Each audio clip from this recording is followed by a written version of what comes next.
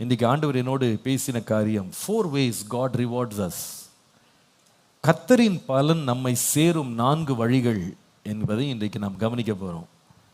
இது நமக்குள்ளே அநேக கேள்விகளுக்கான பதில்களையும் கொடுக்கும் என்று நான் நம்புகிறேன். 4 ways God rewards us. நம்முடைய தேவன் நமக்கு கொடுக்கும் பலன்களில் இந்த பலன் சேரும்படி தேவன் கொண்டு போகும் 4 பாதைகள். God rewards us in our hands. அல்லது God gives us rewards in our hands. தேவன் பலனை நம் கரங்களில் கொடுக்கிறார். நீதிமொழிகள் 31 அதிகாரம் 31 வசனத்தை பாருங்கள். அவள் கைகளின் பலனை அவளுக்கு கொடுங்கள், அவளுடைய செய்கைகள் வாசல்களில் அவளை புகழக்கடவது. அவளுடைய செய்கைகளின் பலனை அவளுக்கே கொடுங்கள். கர்த்தர் நமக்கு பலன் கொடுக்கறதுல முதல் வகை எப்படின்னு கேட்டா, கிரியை செய்கிற, வேலை செய்கிற, பிரயாசப்படுற நம்முடைய கையிலேயே என்ன பண்றாருன்னா சம்பளத்தை கொடுக்கிறார். அதனுடைய விளைச்சலை கர்த்தர் நமக்கு கொடுக்கிறார். கண்ணீரோடு விதைக்கிற அதே கையை கம்பீரத்தோடு அறுத்து கொண்டு வரும்படியாக தானியங்களை கையிலே என்ன பண்றாரு ஆண்டவர் கொடுக்கிறார். இந்த நீதிமொழிகள் 31 அதிகாரத்தில் நம்ம ஒரு குணசாலியான ஸ்திரீயை பற்றி நம்ம படிக்கிறோம். இந்த குணசாலியான ஸ்திரீயினுடைய செய்கைகள், செயல்கள், அவருடைய கிரியைகள், பிரயாசங்களை வேதம் பட்டியலிடுகிறது. அதை நான் ஒரு 4-5 நான் பிரிச்சிடுறேன் உங்களுடைய அறிவுக்காகவும் புரிதலுக்காகவும். முதலாவது, she worked for herself. எழுதுங்க, தனக்காகவே அவள் வேலை செய்தாள். அந்த வேலை அவள் தனக்காகவே செய்தாள். 17ஆம் வசனம், தன்னை பலத்தால் இடைக்கட்டி கொண்டு தன் கைகளை பலப்படுத்துகிறாள் என்று பார்க்கிறோம். தனக்காக அவள் வேலை செய்ய தன் கரங்களுக்கு இடம் கொடுக்கிறாள். Number 2, she works for her husband. தன்னுடைய கணவனுக்காக அவள் வேலை செய்கிறாள் என்றும் வேதம் சொல்லுகிறது. 12ஆம் வசனம் பாருங்க, அவள் உயிரோடு இருக்கிற நாளெல்லாம் அவனுக்கு தீமையை அல்ல நன்மையையே செய்கிறாள் என்று பார்க்கிறோம். she works for herself, she works for her husband. மூன்றாவது, தன் வீட்டாருக்காக வேலை செய்கிற ஒரு பெண்ணாகி இவளை பார்க்கிறோம். she works for her household. தன் வீட்டாருக்காக அவள் செய்யும் வேலை. 15ஆம் வசனத்தில், இருட்டோடே எழுந்து தன் வீட்டாருக்கு ஆகாரம் கொடுக்கிறாள் என்று பார்க்கிறோம். 21ஆம் வசனத்தில், தன் வீட்டார் அனைவருக்கும் இரட்டை போரை உடுப்பி இருப்பதால் தன் வீட்டாரை நிமித்தம் குளிருக்கு பயப்படாள் என்று பார்க்கிறோம். 27ஆம் வசனம், அவள் சோம்பலின் அப்பத்தை புசியாமல் தன் வீட்டு காரியம் எப்படி நடக்கிறது என்று கண்ணோக்கமாக இருக்கிறாள். தனக்காக வேலை செய்து, கணவனுக்காக வேலை செய்து, வீட்டாருக்காக வேலை செய்கிறவள் என்று பார்க்கிறோம். இன்னும் சொல்ல போனா, தன் வேலைக்காரிகளுக்காக, வேலை செய்கிறவர்களுக்காக, தன் வீட்டு வேலை செய்கிறவங்களுக்கு கூட அவள் உழைக்கிறாள்னு பார்க்கிறோம். 15ஆம் வசனத்தின் 2வது பகுதி, தன் வேலைக்காரிகளுக்கு படி அளக்கிறாள் என்று பார்க்கிறோம். இன்னும் நீங்க வாசிப்பீங்களானா, ஏழைகளுக்கு கூட அவள் நற்கிரியை செய்கிறாள். 20ஆம் வசனம், சிறுமையானவர்களுக்கு தன் கையை திறந்து ஏழைகளுக்கு தன் கரங்களை நீட்டுகிறாள். இப்படி இந்த குணசாலியான ஸ்திரீயை நீங்க பார்ப்பீங்களானா, தனக்கு கொடுக்கப்பட்ட நேரம், தனக்கு கொடுக்கப்பட்ட பலன், தனக்கு கொடுக்கப்பட்ட வாய்ப்புகளை சோம்பலின் அப்பத்தை புசித்து படுத்து கிடக்காமல் கிரியை செய்கிற ஒரு பெண்ணாக இருக்கிறாள். இந்த வேலை செய்கிற பெண்ணுக்கு வேதம் சொல்லுகிறது, அவளுடைய கைகளின் பலனை அவளிடத்துல என்ன பண்ணுங்க, கொடுங்கள். அப்போ நம்ம தேவன் என்ன செய்கிறார்னா, அவர் நமக்கு பலன் கொடுக்கறதுல முதல் வகை என்னன்னு கேட்டா, யார் வேலை செய்கிறாங்களோ வேலை செய்கிறவர்கள் பிரயாசப்படுகிறவருடைய கையிலே கொண்டு போய் அந்த பிரயாசத்தின் பலனை தேவன் புசிக்க வைக்கிறார். விசுவாசிக்கிற ஒரு ஆமீன் சொல்லுங்க. போரடிக்கிற மாட்டினுடைய வாயை கட்டக்கூடாதுன்னு கர்த்தர் சொன்னார். நீ போரடிக்கிற, நீ கஷ்டப்படுற, வேலை செய்கிற, அதனால நீ என்ன பண்ணலான்னா, அந்த வயலில் இருக்கிறதுல நீ கொஞ்சம் என்ன பண்ணிக்கலாம், சாப்பிட்டு கொள்ளலாம். ஏன்னா நீ கஷ்டப்பட்ட, நீ அதை இன்வெஸ்ட் பண்ண.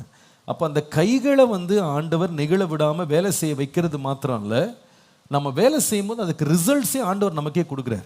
இது ஒரு அனுபவம். இதே போல வேதத்தில் நிறைய பேர் தாங்கள் செய்த கிரியைகளுக்கு தாங்களே பலன் அனுபவித்தவர்கள்னு சொல்லி வேதத்தில் நிறைய பேர் இருக்காங்க. ஒரு 3 பேரை காட்டுறேன், எல்லாருமே பெண்கள் தான் அதில் நான் போட்ட பட்டியலில். அதில் முதலாவது வந்து ரெபேக்காள். ரெபேக்காளை குறித்து ஆதியாகமம் 24:14 வாசித்தால் அந்த எலியேசர் நின்று ஜெபம் பண்ணுறார். அவர் சொல்கிறாரு, எனக்கு கொஞ்சம் குடிக்கத்தா அப்படின்னு சொல்லும் பொழுது, உங்களுக்கு மாத்திரம் இல்லை உங்களுடைய ஒட்டகங்களுக்கும் குடிக்க கொடுப்பேன் என்று எந்த பெண் சொல்லுகிறாளோ அவள் தான் என் எஜமானுடைய மகனுக்கு மனைவியானவள் என்று நான் கண்டுபிடிப்பேன்னு சொல்லி ஒரு குடத்துல தண்ணி எடுத்துட்டு வந்து ஊத்துன ஒரு ரெபேக்காளுடைய கிரியை, ஒட்டகங்களுக்கு தண்ணி வார்த்த அந்த ரெபேக்காளுக்கான பலனை ஆண்டவர் ரெபேக்காளுக்கே திரும்ப கொடுத்துட்டார். அவருடைய நிலைமையை பாருங்க. தண்ணி வார்த்த ஒரு பெண் ஒரு பெரிய வெள்ளியும் பொண்ணும் உள்ள சீமானாகிய ஆபிரகாமினுடைய மருமகளாக வீட்டிற்குள்ளே வருகிறாள். அவளுடைய செய்கையின் பலன் அவளுக்கே என்ன பண்ணது? திரும்பி வருகிறது. இன்னும் நீங்க எபிரேயர் 11:31 வாசிப்பீர்களானால், ராகாப் என்கிற ஒரு பெண் இருக்கிறாள். இவள் என்ன செய்தாள் என்றால், வேதம் சொல்லுகிறது, அவள் வேசியாக இருந்தாலும் அவளுக்குள்ள தேவனை பற்றிய ஒரு விசுவாச நம்பிக்கை இருந்து, விசுவாசத்தினால இஸ்ரவேலிருந்து அனுப்பப்பட்ட வேவுகாரர்களை சமாதானத்தோடு ஏற்றுக்கொண்டு அவர்களை பத்திரப்படுத்தி தான் வீட்டில் பாதுகாத்து வைத்தாள். அந்த கிரியையின் பலனை அவளே பெற்றுக்கொண்டாள்.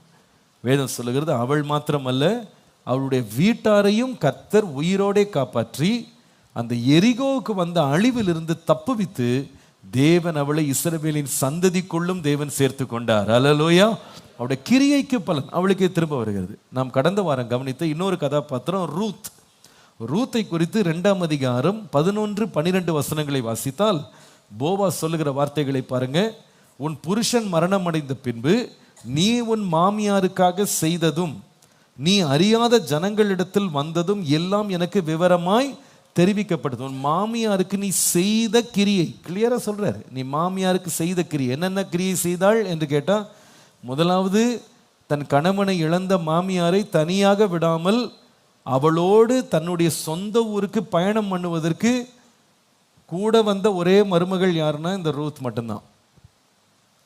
இத்தனைக்கு அந்த அம்மா போயிடுன்னு சொன்னாலும், நீங்க எங்க போவீங்க, பாவம் உங்களுக்கே கணவன் இறந்து போயிட்டாரு, எனக்கு கணவன் இறந்துட்டார், ஓகே, ஆனா உங்கள் மேல நான் கரிசனை உள்ளவளாய் பரிதபிக்கிறவளாக தன் மாமியாரை தனியா விடாம கூடவே வந்தா பாருங்க.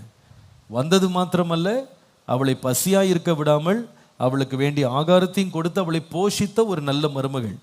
அதோட விளைவு என்னன்னா 12 உன் செய்கைக்கு தக்க பலனை கர்த்தர் உனக்கு கட்டளையிடுவாராக. அல்லேலூயா. அப்போ செய்கை செய்தா கர்த்தர் என்ன செய்கிறார்னா, அந்த பலனை நாமே சாப்பிட்றதுக்கு ஆண்டவர் திரும்ப நமக்கு கொடுக்கிற தேவனாய் இருக்கிறார். நிறைய பேர் நம்ம சோர்ந்து போறோம், நான் இவ்வளோ செய்கிறேன், எனக்கு ரிவார்டு வர மாட்டேங்குது. பயப்படாதீங்க, ஏற்ற காலத்தில் நாம் அறுப்போம், ஏற்ற காலத்தில் அறுப்போம். கர்த்தர் நீதி உள்ள நியாயாதிபதின்னு விசுவாசிக்கிறவங்க ராமேன்னு சொல்லுங்க. அவர் நீதி உள்ள நியாயாதிபதி. அவர் நம்முடைய கிரியைகளுக்கு தக்க பலனை நமக்கு திரும்ப தருவார்.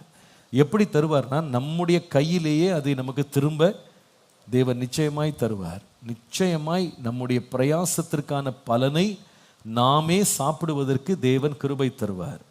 அதனால தான் 128 சங்கீதத்தில் வாசிக்கிறோம், கர்த்தருக்கு பயந்து வேலை செய்கிற ஒரு மனுஷனுக்கு உள்ள ஆசீர்வாதம், உன் கையின் பிரயாசத்தை நீ சாப்பிடுவாய், உனக்கு பாக்கியமும் நன்மையும் உண்டாயிருக்கும். அல்லேலூயா. இது ஒரு பெரிய ஆசீர்வாதம். இது கர்த்தர் பலன் அளிக்கும் போது நாம் பட்ட பிரயாசங்களுக்கு பலனை நாமே ருசித்து புசிக்க கர்த்தர் நமக்கு உதவி செய்ய உண்மை உள்ளவராய் இருக்கிறார். அதற்கு நாம் தேவனை சார்ந்து கொள்ள வேண்டும். ஆண்டவரே, உம்மை சார்ந்து உம்மை நம்பி இருக்கிறேன், நீங்க எனக்கு நீங்க பாராட்டின இரக்கத்தை நான் நம்புறேன். என்னை உழைக்க வைக்கிறது மாத்திரம் இல்லை, நான் உழைச்சதற்கான பலனை நீங்க என் கையிலேயே திரும்ப கொடுக்கிற உண்மை உள்ள தேவனாய் இருப்பதற்காக உமக்கு ஸ்தோத்திரம். அந்த ஆசீர்வாதம் என் மேல இருக்கிறதற்காக நன்றி. இன்னைக்கு அதை விசுவாசிங்க. ஆண்டவரே, நான் என்ன செய்யறேனோ, நான் படுற கஷ்டத்திற்கான என் வேர்வைக்கான பலனை என் வாழ்நாட்களில் என் கைகளில் நீங்கள் திரும்ப தந்து என்னை ஆசீர்வதிக்க நீர் உண்மை உள்ள தேவன். இது நீங்கள் ஒவ்வொரு முறை வேலை செய்யும் போது விசுவாசிங்க. ஆண்டவரே, நான் என்ன பிரயாசப்படுறேனோ அந்த பிரயாசத்தின் பலனை நான் காணும்படி செய்கிற அன்புக்காக உமக்கு நன்றி. ஹல்லேலூயா. சரி, ரெண்டாவது இன்னொரு பலன் இருக்கு. முதலாவது கைகளில் கர்த்தர் நமக்கு கொடுக்கிற பலன். ஆனா இன்னொரு பலன் இருக்கு. God gives us rewards in our hearts. தேவன் நம்முடைய இருதயங்களில் நம்முடைய பிரயாசத்தின் பலனை திரும்ப தருகிறார். God gives us rewards in our heart. தேவன் நம்முடைய கிரியைக்கான பலனை நம்முடைய இருதயங்களில் திரும்ப தருகிற தேவனாய் இருக்கிறார். நல்லா கவனிங்க, நல்லா கவனிங்க, எல்லாரும் கவனிங்க. தாவீது அவர் கர்த்தருடைய ஆலயத்துக்கென்று ஏராளமாக தாராளமாக கொடுத்தாரு. ஆனால் நல்லா கவனிங்க, அவருடைய கிரியைகளுடைய பலனுடைய முழுமையை அவர் கையில் பார்க்கல, கண்ணால் பார்க்கல. அவர் தேவன் கொடுத்த திட்டத்தை பார்த்தாரு. அதை பார்த்துட்டு அவர் விசுவாசிச்சு ஆசைப்பட்டு கையிலிருந்து எல்லாத்தையும் காணிக்கையாக கொடுத்துட்டாரு. ஆனால் கர்த்தர் சொன்னார், நீ கட்ட மாட்டேன், உன்னை கட்ட விட மாட்டேன்ட்டார். அப்போ அவருடைய உண்மையை பார்த்தா அவருடைய முழு கிரியைகளின் பலனை கையில் அவர் அனுபவிக்கலை. ஆனால் கர்த்தர் என்ன செய்ய வைத்தார்னா, கர்த்தருடைய ஆலயத்துக்கு கொடுத்ததை வைத்தே அவனை சந்தோஷப்படுத்திட்டார். அவன் ஒருவேளை அந்த நேரடியாக அந்த ஆலயத்தை பார்க்கல, ஆனால் கொடுத்ததுலேயே என்ன பண்ணிட்டாரு, பார்த்தது போல ஒரு சந்தோஷத்தை அவனுடைய இருதயத்தில் கர்த்தர் கொடுத்துட்டார். இதே போல ஒரு அனுபவம் மோசேயினுடைய வாழ்க்கையில் இருக்கு. மோசேயை பார்ப்பீங்களான்னா கிட்டத்தட்ட 40 வருஷம் அந்த ஜனங்களை நடத்தி கொண்டு வந்தார். 40 years வனாந்திரத்தில் நடத்தினார். ஆனால் நடத்தி முடித்த பிறகு அவர் நடத்தி கொண்டு வந்த அந்த கானான் தேசத்துக்குள்ள கால் வைக்கிறதுக்கு ஆண்டவர் விடலை. அவருடைய கிரியைகளின் பலனை கர்த்தர் அவர் கையில் கொடுக்கல. ஆனால் அதுக்கு பதில் எங்கே கொடுத்தாருன்னு கேட்டால், அதை தூரத்தில் கண்டு அணைத்து கொண்டு சந்தோஷப்படுறதுக்கு ஆண்டவர் உதவி செய்தார். அல்லேலூயா. அப்போ கர்த்தர் நமக்கு பலன் கொடுக்கறது சில வேளையில் எப்படி கொடுப்பாருன்னா, நம்ம என்ன கொடுக்குறோமோ அதை கொடுக்கறது அப்படியே கையில் திரும்ப கொடுத்துருவாரு. ஆனால் சில தடவை அந்த கொடுக்குற பரிசை எங்கே கொடுக்குறாருன்னா கையில் இல்லை, எங்கே கொடுக்குறாரு, இருதயத்தில் தர்றார். இருதயத்தில் ஒரு பெரிய மகிழ்ச்சியை கொடுத்து தேவன் நம்மை ஆசீர்வதிக்கிறார். சிமியோன் என்கிற மனுஷனை குறித்து நாம் லூக்காவில் வாசிக்கிறோம். இந்த மனுஷன் இஸ்ரவேலின் மீட்புக்காக ரொம்ப நாள் காத்திருந்தார். அவர் ரொம்ப ஜெபம் பண்ணார், பரிசுத்தாவினால் நிறைந்திருந்தார். இவரை பார்த்தீங்களான்னா, இவர் இயேசுவுக்காக ஜெபம் பண்ணி காத்திருந்து அவர் வெயிட் பண்ணிட்டு இருந்தாலும் இயேசுவனுடைய பிரசங்கம் ஒன்று கூட அவர் கேட்கல. இயேசுவனுடைய அற்புதங்கள்ல அவர் பங்களிக்கல. இயேசுவனுடைய உயிர்த்தெழுதல் அவர் பார்க்கல. இயேசு கானா ஊர்ல கல்யாண வீட்டில் தண்ணீரை திராட்சரசமாய் மாற்றினார், அதை ருசிக்கல. 5000 பேருக்கு அப்பத்தையும் மீனையும் கொடுத்தாரு, அதை வாங்கி சாப்பிட்டு ஐயோ இயேசுனுடைய அற்புதங்கள் எல்லாம் நான் அனுபவிச்சேன், நான் ஜெபம் பண்ணதுக்கு பலனெல்லாம் அனுபவிச்சுட்டேன்னு அவர் சொல்லலை. ஆனால் அவர் என்ன சொன்னார்னா, உம்முடைய ரட்சண்யத்தை என் கண்கள் கண்டது, இப்பொழுது நான் சமாதானத்தோட என்னை போக விடுகிறீர், அவ்வளோதான்.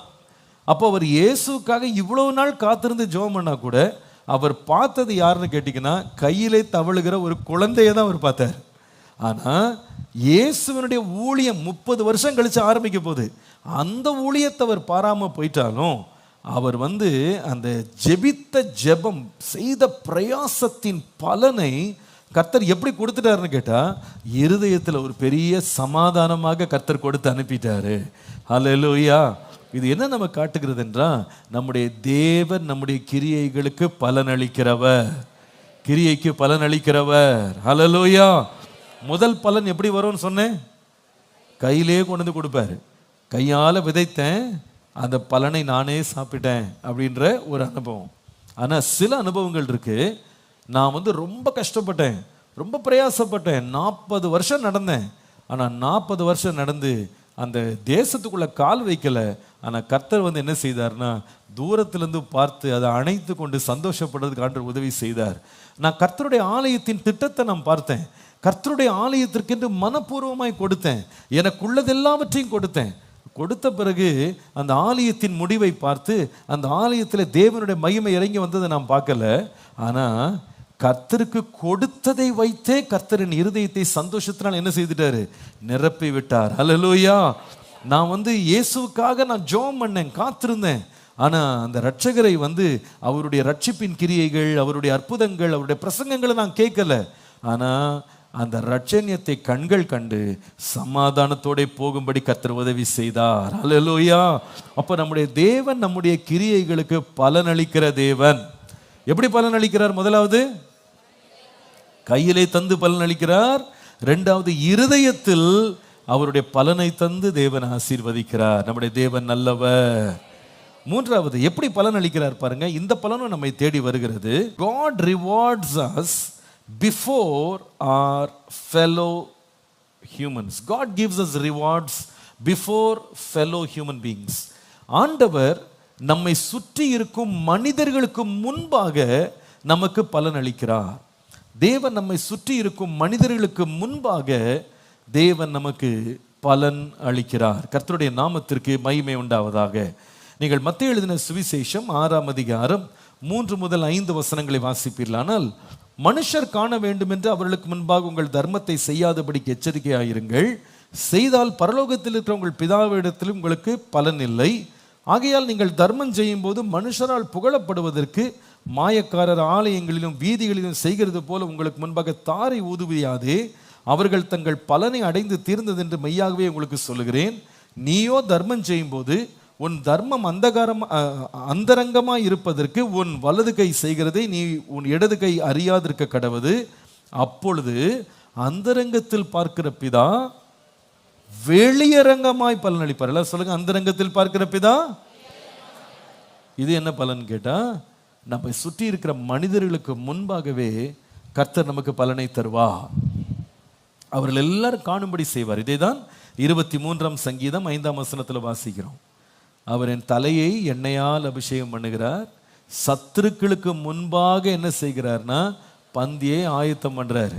அப்போ நான் பட்ட பிரயாசம், நான் பட்ட கஷ்டங்கள் எல்லாவற்றையும் அதுக்கு பலனை அனுபவிக்கும் போது ஆண்டவரே ஒரு செரிமனி ஆயத்தம் பண்ணி என்னை சுற்றி வேடிக்கை பார்க்கிறவர்கள் கண்கள் பார்க்கும்படி கர்த்தர் என்னை உயர்த்துகிறார்.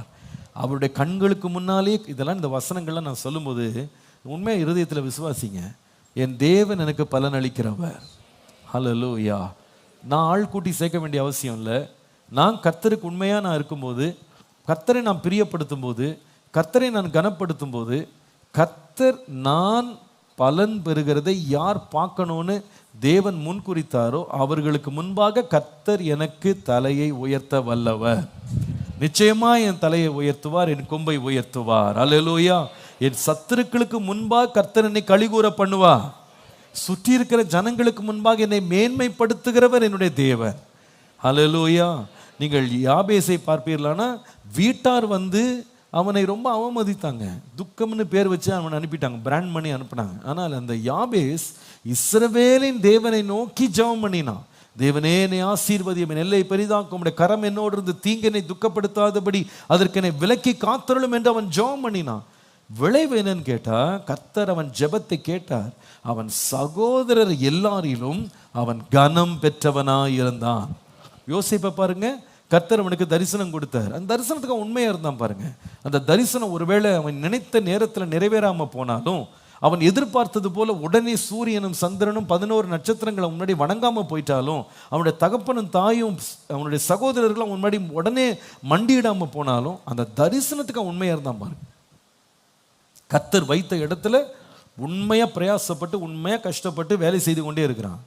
ஒரு நாள் வந்தது, கர்த்தர் அவனை தன் சகோதரருக்கு முன்பாக ஒரு மேன்மையான இடத்துல உட்கார வைத்திருந்தார்.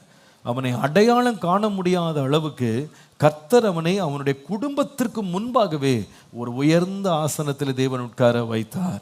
நம்முடைய தேவன் உண்மை உள்ளவர். தாவீதை பாருங்க, அவன் கர்த்தருக்கு உண்மையா இருந்து, தான் பெற்ற அபிஷேகத்துக்கு உண்மையா இருந்து, கர்த்தரை மாத்திரம் பிரியப்படுத்தி நடந்து கொண்டே வந்தான்.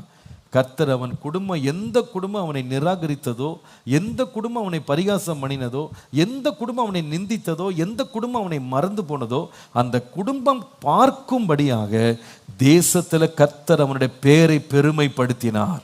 பெரியோர்களுக்கு இணையான பெயரை கர்த்தர் அவனுக்கு கொடுத்து அவனை மேன்மைப்படுத்தினார். தானியேலை பாருங்க, அவனுடைய சகாக்களுக்கு முன்பாக அவன் உண்மையும் உத்தமமாய் ராஜாவுக்கு விரோதமாய் எந்த நீதிகேடு செய்யாமல் உண்மையாக ராஜாவுக்கும் உண்மையா இருந்தான், கர்த்தருக்கு உண்மையா இருந்தான். 3 வேளை தினமும் ஜெபம் பண்றத தரித்திருந்தான் பாருங்க. இதை பிடிக்காத எரிச்சல் உள்ளவர்கள் எழும்பி சட்டத்தையே மாற்றி இவனுக்கு விரோதமான சூழ்ச்சி செய்து இவனை கீழே தள்ளுறதுக்கு முயற்சி செய்தாங்க. ஆனா இந்த சத்துருக்களுக்கு முன்பாக, தனக்கு முன்பாக சதி செய்தவர்களுக்கு முன்பாக கர்த்தரே அவனை பாதுகாத்து மேன்மைப்படுத்தினார்.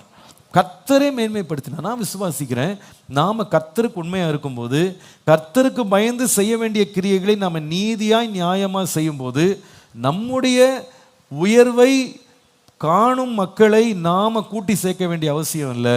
கர்த்தரே அவர்களுக்கு முன்பாக நம்மை உயர்த்த வல்லவர். கர்த்தர் உயர்த்த வல்லவர். இங்கே நாம மத்தேயு 6ஆம் அதிகாரத்தில் 3 காரியங்களை கர்த்தர் பேசுறார். அங்க சொல்லுகிறார், முதலாவது தான தர்மம் செய்யறது பற்றி பேசுறார். ரெண்டாவது நீங்க 5ஆம் வசனத்திலிருந்து படிக்கும் போது ஜெபம் பண்றதை பற்றி பேசுகிறார். அடுத்தது நீங்க 17ஆம் வசனத்துக்கு வரும்போது உபவாசம் பண்றதை பற்றி பேசுறாரு. கவனிங்க, இந்த 3 கிரியைகள் இது வந்து ஆவிக்குரிய கிரியைகள். அதாவது ஏழைகளுக்கு இறங்குறது, ஜெபம் பண்றது, உபவாசம் பண்றது. இதெல்லாம் வந்து இயேசு சொல்லும்போது சொல்றாரு, இங்க பாருங்கப்பா, இதெல்லாம் மனுஷர் பார்க்கணும் பார்க்கணும் பார்க்கணும்னு இவங்களே ஒரு ஸ்டேஜை போட்டு இவங்க செய்கிறாங்க. இந்த மாயக்காரர்கள் செய்கிறாங்க, பரிசேயர்கள் அப்படி செய்கிறாங்க. நீங்கள் ஸ்டேஜ் போட்டு செய்யாதீங்க. நீங்கள் மறைஞ்சிருந்து செய்யுங்க, நீங்கள் ஒளிஞ்சிருந்து செய்யுங்க. நீங்கள் வந்து வலது கை செய்கிறது இடது கைக்கு தெரியாதபடி நீங்கள் மறைச்சிக்கிடுங்க. ஜெபம் பண்ணும்போது அறை வீட்டுக்குள்ளே போய் ஜெபம் பண்ணுங்க. மக்கள் பார்க்கணும் பார்க்கணும் பார்க்கணுன்ற இன்டென்ஷன் உங்களுக்குள்ள இருக்கக்கூடாது. நீங்கள் அப்படிப்பட்ட ஒரு காரியத்துக்காக மக்கள் பார்வையில் நான் பாராட்டு பெறணும்னு நீங்கள் செய்யாதீங்க. நீங்கள் செய்கிறத உண்மையாக கர்த்தர் பார்க்கணும்னு செய்யுங்க. கர்த்தர் பார்க்குறாரு அப்படின்னு நீங்கள் தான தர்மம் பண்ணுங்க. கர்த்தர் பார்க்குறாரு நீங்கள் ஜெபம் பண்ணுங்க. கர்த்தர் பார்க்குறாருன்னு நீங்கள் உபவாசம் இருங்க. தேவனுடைய பார்வையில் மட்டும் நான் தெரிஞ்சால் போதும் அப்படின்ற திருப்தியோடு செய்யுங்க. ஆனால் பொதுவாக மனுஷனுடைய ஜென்ம சுபாவம் எப்படின்னா, நம்ம எதை செய்தாலும் உடனே நம்ம கையில் என்ன வந்துடணும், பலன் வந்துடணும். உடனே நமக்கு பாராட்டு கிடைச்சிடணும், உடனே அங்கீகரிப்பு கிடைச்சிடணும், உடனே நமக்கு என்ன பண்ணிடணும், எல்லாரும் நம்மளை ஏற்றுக்கொள்ள. இப்படி தான் நம்ம பொதுவாக மனுஷ ஜென்ம சுபாவம் அப்படி இருக்கும். சில தடவை நம்ம செய்துட்டு உடனே பலன் வரலன்னே சோர்ந்து கூட போயிடும்.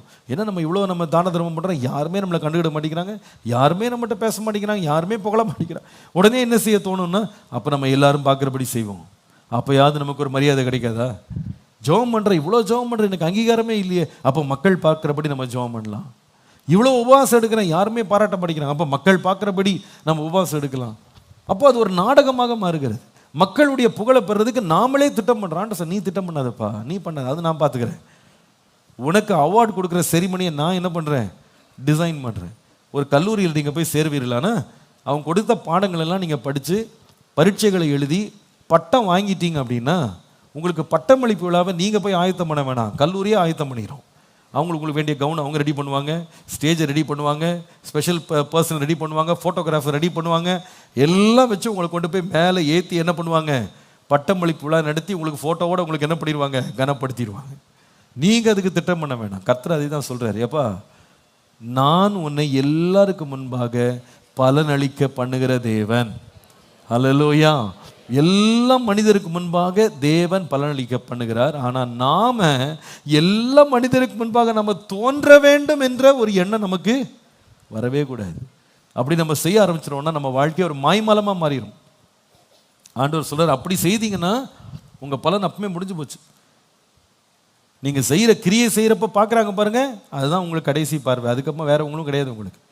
ஆனால் நீங்கள் கிரியை செய்யும் போது யாரும் பார்க்க வேணாம், அதை பற்றி நான் கவலைப்படலை, மனுஷன் பார்வைக்கா நான் செய்யலை, கர்த்தருக்கு செய்கிறேன் அப்படின்னு நீங்கள் செய்தால், மனுஷன் பார்க்காம போயிட்டாலும் கர்த்தர் ஒரு நாள் எல்லாரையும் பார்க்க வைப்பார். ஹல்லேலூயா. கர்த்தர் ஒரு நாள் உங்கள் தலையை உயர்த்துவார். கர்த்தர் ஒரு நாள் கனம் பண்ணுவார். அவர் வந்து நம்முடைய கிரியைக்கு பலனை தருகிற தேவன். விசுவாசிக்கிற ஆமேன்னு சொல்லுங்க. ஒருவேளை இன்றைய காலையில் நீங்கள் ரொம்ப வேலை செய்கிறீங்க, நீங்கள் ரொம்ப பிரயாசப்படுறீங்க, கஷ்டப்படுறீங்க, ஆனால் நீங்கள் வேலை செய்யும்போது சட்டை கூட பண்ணலை, யாரும் உங்களை கண்டுகொள்ளலை, யாருமே உங்களை பார்க்கல, கனம் பண்ணலை, உங்களை யாருமே திரும்பி பார்க்கலன்னு சொல்லி ரொம்ப சோர்ந்து போயிருக்கீங்களா? மறந்துடாதீங்க, கர்த்தருடைய கேமரா ஆன்லேயே தான் இருக்குது. அவர் பார்த்துக்கிட்டே இருக்கார், ரெக்கார்ட் பண்ணிக்கிட்டே இருக்கிறார், எல்லாவற்றையும் கேப்சர் பண்ணிக்கிட்டே இருக்கிறார். ஒரு நாள் வரும், நம்முடைய கிரியைக்கு பலனை நாம் வந்து எல்லாருக்கும் முன்னாடி காட்ட வேண்டியதில்லை, கர்த்தரே வெளியரங்கமாய் நம்மை மேன்மைப்படுத்துவார். அந்தரங்கத்தில் பார்க்கிற உன் பிதா வெளியரங்கமாய் பலன் அளிப்பார். கர்த்தருடைய நாமத்திற்கு மகிமை. பலன்ல முதலாவது பலன் என்னன்னா, நம்ம செய்த கிரியைக்கு தேவன் நம்முடைய கரத்திலேயே பலனை கொண்டு வந்து கொடுப்பார். அது முதல் வகை.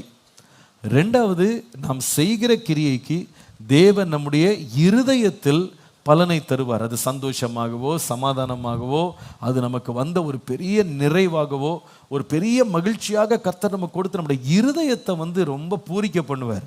மூன்றாவது, நாம செய்கிற கிரியைகள் உண்மையாய் நேர்மையாய் நீதியாய் செய்யும்போது, தேவன் மனுஷர் பார்க்க நம்ம செய்யாம கர்த்தர் பார்க்க நம்ம செய்யும்போது, வெளியரங்கமாக எல்லாரும் காணும்படி கர்த்தர் நம்முடைய தலையை உயர்த்தி தேவன் நம்மை ஆசீர்வதிக்க வல்லவர். ஹல்லேலூயா. நான்காவது கடைசியா ஒரு பலன் இருக்கு, எழுதுங்க. God gives us rewards in heaven. நான்காவது பலன் என்ன தெரியுமா? பரலோகத்திலே கர்த்தர் நமக்கு தரப்போகிற பலன். பரலோகத்திலே கர்த்தர் நமக்காக தரப்போகிற பலன். மத்தேயு எழுதின சுவிசேஷம் 5ஆம் அதிகாரம் 11-12 வசனங்களை பாருங்கள். என் நிமித்தம் உங்களை நிந்தித்து துன்பப்படுத்தி பலவித தீமையான மொழிகளையும் உங்கள் பேரில் பொய்யாய் சொல்வார்களானால் பாக்கியவான்களாய் இருப்பீர்கள். சந்தோஷப்பட்டு களி கூறுங்கள், பரலோகத்தில் உங்கள் பலன் மிகுதியாய் இருக்கும். எல்லாரும் திரும்ப சொல்லுங்க, எங்க மிகுதியா இருக்கும்? பரலோகத்தில் உங்கள் பலன் மிகுதியா இருக்கும். அப்போ சில காரியங்கள் இருக்குங்க நம்ம வாழ்க்கையில, சில கிரியைகள் இருக்கு. அந்த கிரியைகளுக்கு கையிலையும் திரும்ப பலன் கிடைக்காது, இருதயத்திலையும் பலன் கிடைக்காது, மனுஷர் முன்பாக வெளியரங்கமா பலன் கிடைக்காது. அந்த பலன் ஆண்டவர் எதுக்காக வெயிட் பண்ணிட்டு இருக்காருன்னு கேட்டா, நம்ம தேவ ராஜ்யத்தில் சேருவதற்காக கர்த்தர் காத்து கொண்டே இருக்கிறார். அந்த நாள்ல கர்த்தர் ஒரு என்ன பண்ணுவார், ஒரு கிராண்ட் செலிப்ரேஷன் ஆண்டவர் நமக்காக வைத்திருக்கிறார். ஹல்லேலூயா. எத்தனை பேர் சந்தோஷமா இருக்கிறீங்க? ஹல்லேலூயா. பரலோகத்தில் இருக்க பலனை பற்றி நீங்க எத்தனை பேர் யோசிக்கிறீங்கன்னு தெரியல. நம்ம பொதுவாக பலன்னா நம்ம நினைக்கிறோம், நம்ம கிடைக்கிற ரிவார்டை உலகத்தில் தான் பெரிய ரிவார்டு, உலகத்தில் கிடைச்சிட்டா போதும் நம்ம நினைக்கிறோம். இந்த உலகத்தில் இருக்கிறவங்க எவ்வளோ பேர் நம்ம பலனை பார்ப்பாங்க நீங்கள் நினைக்கிறீங்க? கைவிட்டு எண்ணிடலாம் இல்லையா? ஒரு அறைக்குள்ளே அவங்கள அடக்கிடலாம், அவ்வளவுதான். இதுதான் உலகத்தில் கிடைக்கிற பலன். சில தடவை இந்த நியூஸ்லாம் இன்னாருக்கு இந்த பரிசு வழங்கப்பட்டது அல்லது பதக்கம் வழங்கப்பட்டது, இந்த ஒரு சொல்கிறாங்கல்ல இந்த பத்மஸ்ரீ பத்ம விபூஷன் என்னமோ அந்த இதெல்லாம் கொடுக்குறாங்க இல்லையா, அவார்ட்ஸ் கொடுக்குறாங்க. அதெல்லாம் அவங்க ஏதோ ஒரு பெரிய கிரியை செய்ததுக்காக, நல்ல காரியம் செய்ததுக்காக, அவங்க ஏதோ ஒரு நல்ல ஒரு வீர தீர செயல்கள் செய்ததுக்காகலாம் கொடுக்குறாங்க. நீங்கள் அந்த பலனை கொடுக்கும்போது பார்த்தீங்கன்னா, இதை நிறைய பேர் ஒருவேளை அவங்க கண்ணால் பார்த்தா கூட நிறைய பேருக்கு இவங்களை யாருன்னே தெரியாது, இவங்க என்ன செஞ்சாங்கன்னு கூட தெரியாது. அதை பார்த்துட்டு பார்க்காதது போல் போயிடுவாங்க. ஏன்னா யாருக்கோ ஏதோ கொடுக்குறாங்க, ஏதோ டப்பா மாதிரி கொடுக்குறாங்க, உருளை மாதிரி கொடுக்குறாங்க, என்ன இருக்குன்னு கூட தெரில. அதை பார்த்துட்டு யாரும் ஒன்று கூதுகளிக்கிறது இல்லை, சந்தோஷப்படுறது இல்லை. ஏன்னா அதுக்கு நமக்கு என்ன இல்லை, சம்மந்தம் இல்லைன்னு நினைக்கிறாங்க. அவங்க யோசித்து பாருங்க, ஒரு ஜனாதிபதிக்கு முன்னால் இல்லை, தேவனுடைய சிங்காசனத்துக்கு முன்பாக, எல்லா பரிசுத்தவான்களுக்கு முன்பாக, பழைய ஏற்பாட்டில் நீங்கள் ஆசையாக பார்த்தீங்க பாருங்க, அந்த பரிசுத்தவான்கள் மோசே, தாவீது, ஆபேல் முதற்கொண்டு வந்த பரிசுத்தவான்கள், மேகம் போன்ற சாட்சிகள் எல்லாரும் எங்கே இருப்பாங்கன்னா தேவ ராஜ்யத்தில் இருக்கிறாங்க. அவங்க முன்னால் நம்மளை கொண்டு போய் நிறுத்தி ஆண்டு ஒரு நாள் கிரீடம் சூட்டும் போது எப்படி இருக்குன்னு யோசித்து பாருங்க. அல்லேலூயா. பரலோகத்தில் ஒரு பலன் நமக்காய் காத்து கொண்டிருக்கு. ஒரு கிறிஸ்தவனுக்கு ஒரு பெரிய விசுவாசம் இருக்கணும். என் பலன் ஆண்டு கையில் கொடுக்கறது தான் பலன் நினச்சிடக்கூடாது. இது சும்மா கொஞ்சம் கிடைக்கும், இந்த பலன் இங்கோட போயிடும் இல்லையா? இந்த உலகத்தில் நம்ம என்னதான் வாங்கினாலும், என்னதான் பெற்றாலும், சம்பாதிச்சாலும் இங்கேருந்து ஒன்றையும் என்ன பண்ண முடியாது, கொண்டு போக முடியாது. எல்லாம் மண்ணோடு அழிஞ்சு போயிடும். ஒரு பலன் வருது. அந்த பலன் எப்படிப்பட்டது தெரியுமா? அழியாத கிரீடம். ஹல்லேலூயா. வாடாத கிரீடத்தை கர்த்தர் நமக்காய் ஆயத்தம் பண்ணி வைத்திருக்கிறார். அதனால தான் அப்போஸ்தலனாகிய பவுல் இந்த கிரீடத்தை பெறணும்னு அவர் ரொம்ப வாஞ்சியா இருந்தார். அவர் சொல்றாரு, ஓட்டப்பந்தயத்தில் ஓடுறவங்க எல்லாம் ஓடுறாங்க, ஆனால் ஒருவன் தான் கிரீடத்தை பெறுவான். அந்த கிரீடத்தை பெறுறதுக்கு அவங்க எல்லாவற்றையும் இச்சை அடக்கம் உள்ளவங்களா இருக்கிறாங்க. அவங்க உடம்பை அடக்கி, அவங்க சரீரத்தை ஒடுக்கி, அவங்க சாப்பாட்டை கம்மி பண்ணி, அவங்க ரொம்ப பிரயாசப்பட்டு வேர்வை சிந்து கஷ்டப்பட்டு எப்படியாவது ஓடி அந்த பதக்கத்தை பெற்றணும்னு பெறான். ஆனால் பெற்றா கூட அவன் பெற அந்த கிரீடம் அழிவுள்ள கிரீடம்ன்றார். அது மரத்தினால் செய்யப்பட. அவர் சொல்றாரு, இந்த மரத்தினால் செய்யப்பட்ட மனுஷன் கொடுத்த இந்த கிரீடத்தை வாங்குறதுக்கு எவ்வளோ பேர் உயிர் கொடுத்து ஓடினான் தெரியுமா, எவ்வளவு பிரயாசப்பட்டான் தெரியுமா, எவ்வளோ கஷ்டப்பட்டான் தெரியுமா, எவ்வளவு தன்னுடைய ஜீவனையே கொடுத்து அவன் உயிரை பணையம் வச்சு இதுக்கு செய்தான் தெரியுமா. உங்களுக்கு காய்ந்து போகிற கிரீடம். ஆனால் பவுல் சொல்றாரு, நம்ம ஒரு ஓட்டத்தை ஓடுறோம், இயேசுக்காக ஓடுறோம்.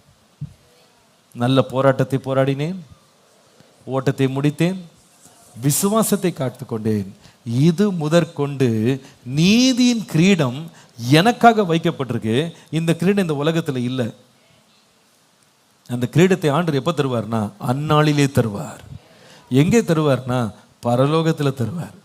இந்த வசனம் சொல்லுது, இயேசுவின் நாமத்தின் நிமித்தம் என் நிமித்தமாக நீங்கள் ரொம்ப கஷ்டப்படுவீங்கன்னாரு. நீங்கள் ரொம்ப துன்பப்படுத்தப்படுவீங்க. நீங்கள் ரொம்ப உங்களை அவமானப்படுத்துவாங்க.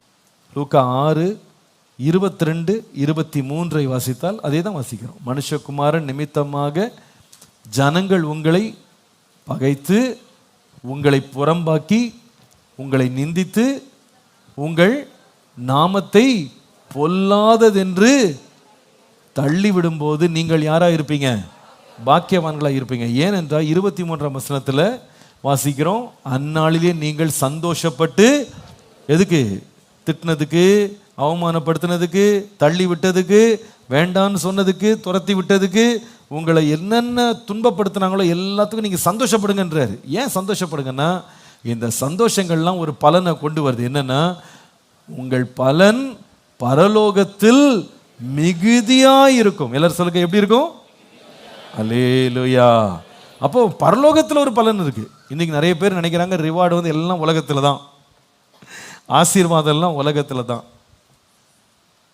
சில பேர் தேவனை ஆசீர்வதிக்கிறாருன்னு பேசிட்டு அவங்க மொத்த ஆசீர்வாதமே உலகத்தோட வச்சுக்கிறாங்க. இந்த உலகத்தில் உன்னை ஐஸ்வர்யவான் ஆக்குவார், இந்த உலகத்தில் உன்னை பணக்காரன் ஆக்குவார், இந்த உலகத்தில் நீ கார் வாங்குவே, நீ பஸ் வாங்குவே, நீ வேன் வாங்குவே, நீ வீடு வாங்குவே, பங்களா வாங்குவே. வாங்கலாம், ஆனால் இது மட்டும் பலன் இல்லை. இதெல்லாம் அனித்தியமானது. என்னதான் வாங்கினாலும் விட்டுட்டு தான் போகணும், என்னதான் கொண்டாடினாலும் கொடுத்துட்டு தான் போகணும். இங்கே இருக்கிறத திருடன் திருடுவான், அது பூச்சி என்ன பண்ணும்? சாப்பிட்டு போயிடும். இங்கே இருக்கிறது எல்லாம் அழிந்து போகும். இந்த உலக பொருட்கள் எல்லாம் அப்படி தான் பரவசத்தை தரும். ஆனால் அவைகள் எல்லாமே அனித்தியமானது, அழிந்து போகக்கூடியது, வாடி போகக்கூடியது. கிரீடம் உலகம் கொடுக்கும், வாடி போயிடும். மனுஷனுடைய பாராட்டு ஒளிஞ்சு போயிடும், மனுஷன் கொடுக்குற மேன்மையெல்லாம் ஒளிஞ்சு போயிடும். ஆனால் கர்த்தர் சொல்கிறாரு, நம்ம கர்த்தர் நிமித்தமாக எவ்வளோ கஷ்டப்படுறோம், நிந்திக்கப்படுறோம், வேலையில் அவமானப்படுத்தப்படுறோம், குடும்பத்தின் நடுவில் எவ்வளவோ கஷ்டப்படுறோம். நீ நிறைய பேர் சொல்லலாம், நான் கிறிஸ்தவன் ஆனதுக்காகவே என் குடும்பத்தில் ஒதுக்கப்பட்டேன், நான் கிறிஸ்தவனான ஒரே காரணத்துக்காக நான் எவ்வளோ அவமானப்படுறேன், என் காலேஜில் என்னை தனியாக உட்கார வச்சுருக்காங்க, என்னை எல்லாம் ஒரு மாதிரி பார்க்குறாங்க, நான் இயேசுவின் நிமித்தமாக எவ்வளோ வெட்கப்படுறேன், எவ்வளவோ நிந்திக்கப்படுறேன், துன்பப்படுத்தப்படுறேன், நான் செய்யாததை செஞ்சேன்னு என் மேலே பழி சுமத்தி அத்தனை பேர் ஒன்றா கூட்டம் கூட்டிட்டாங்க. இது உங்கள் வாழ்க்கையின் அனுபவமாக இருக்கலாம். இதற்கு எங்கெங்க பலன் கிடைக்கும்? மனுஷன்ட்ட போய் எங்க எனக்கு பண்ணுறீங்கன்னு கேட்டால் அவன் நமக்காக நன்மை செய்ய போகிறான்னு நினைக்கிறீங்களா? இல்லை. அன்னைக்கு ஸ்தேவான் என்கிற ஒரு ஊழியன் தேவனுடைய வார்த்தையை போய் அன்றைக்கு நடுச்சந்தியில் எல்லாருக்கும் முன்பாக அறிவித்து கொண்டிருந்தான்.